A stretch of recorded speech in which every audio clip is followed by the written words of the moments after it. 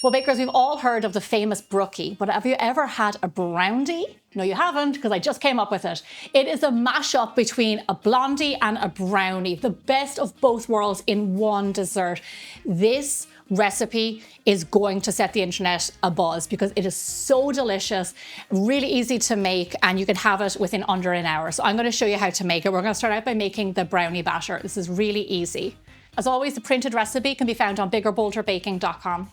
In a large bowl, I'm going to add in some melted butter and a little bit of oil. Now, the oil adds moisture. The melted butter yields you a really fudgy brownie. Don't ever make a brownie batter that doesn't call for melted butter. FYI, I use salted butter because it has so much more flavor. Into this, we're going to add a combo of sugars. Granulated white sugar, and then my favorite, dark brown sugar. Now, not only does that brown sugar add flavor, but both of them add moisture, which makes for a really moist brownie. Into this, we're going to add in a little bit of salt, because all recipes need salt, and especially with chocolate, it really complements it and brings out all the lovely flavors. A little bit of vanilla extract. Please use the good stuff. You know what I mean. We all have like not so good stuff, and then we've got really good stuff that we use for special occasions. Use the good stuff. And then some room temperature eggs. I have those out at room temperature so they whisk up so much better.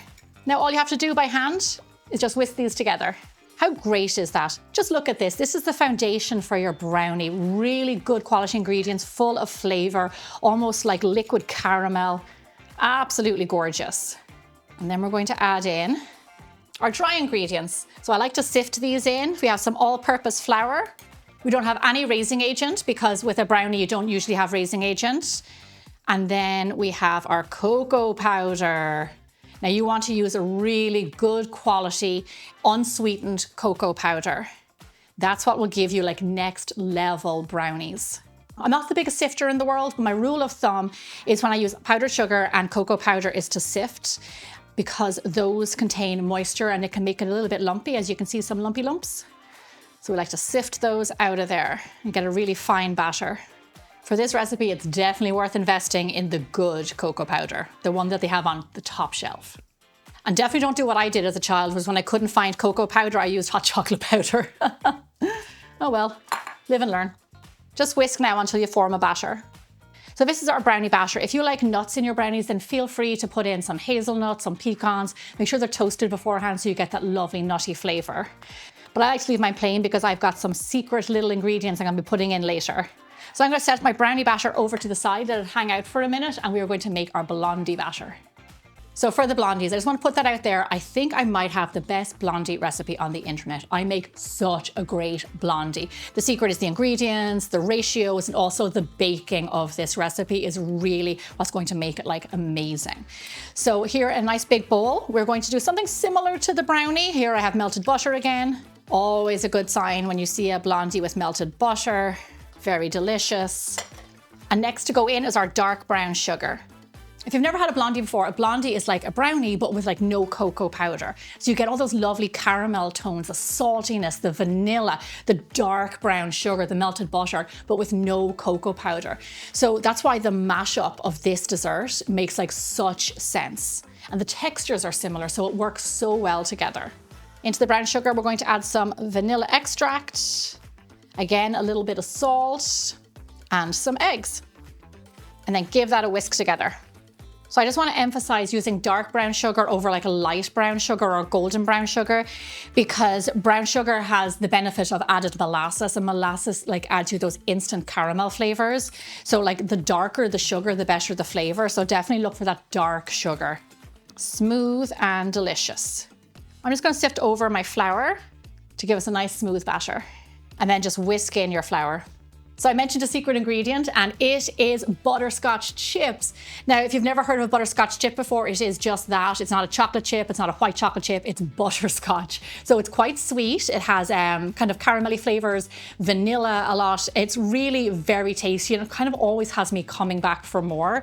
If you do not have butterscotch chips in your country, do not worry. You can also use white chocolate chips, and that will work really well too.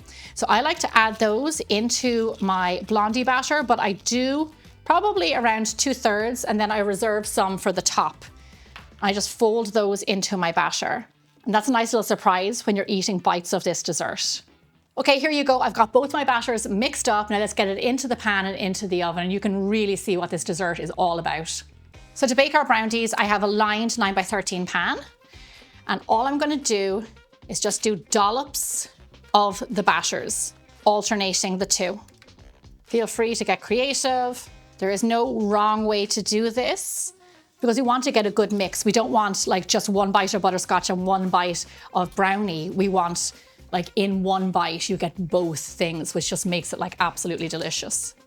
So I'm gonna bake this dish off straight away when it's assembled, but if you want to be like next level, you could do the 100-hour brownie trick, which is cover this up, put it in the fridge, leave it in there for a few days, bake it off, put it back in the fridge, and you just end up with this insanely tasting brownie. It will make it like saltier, it'll make it all the flavor stronger, the texture will be better, it will be incredibly moist.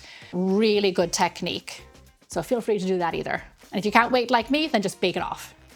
So our last finishing touch is I have a butter knife here, and I'm just going to swirl the two batters together.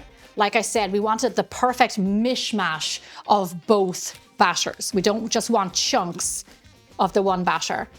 So I'm going to go horizontal and then bring it vertical. Look at those just meshing together.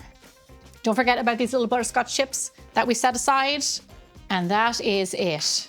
Oh my gosh, this weighs an absolute ton. It's ready to go into the oven, so let's not waste any more time and get it in there.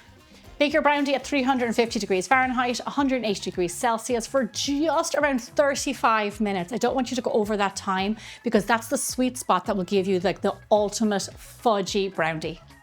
So when these come out of the oven, your brownies will be really gooey with a kind of a jiggle in the middle. That is totally fine. That's what we want, just like a regular brownie. I'm really delighted with how this looks. You see this lovely, beautiful marbling on the inside, and you're able to tell that it's a mix of a brownie and a blondie. And of course, because I do nothing by halves, I like to cut myself nice big squares. And let me show you just what's on the inside here. This is the money shot. Look at that, gooey blondie swirled perfectly with some brownie. This dessert is already over the top, but why not take it a little bit further? I top mine with some vanilla ice cream and some fudge sauce and some caramel sauce, because why not? Go big, go bold, or go home. There's nothing more I can do to convince you. Head into the kitchen, make this recipe, subscribe to my channel, and I'll see you back here again really soon. So delicious.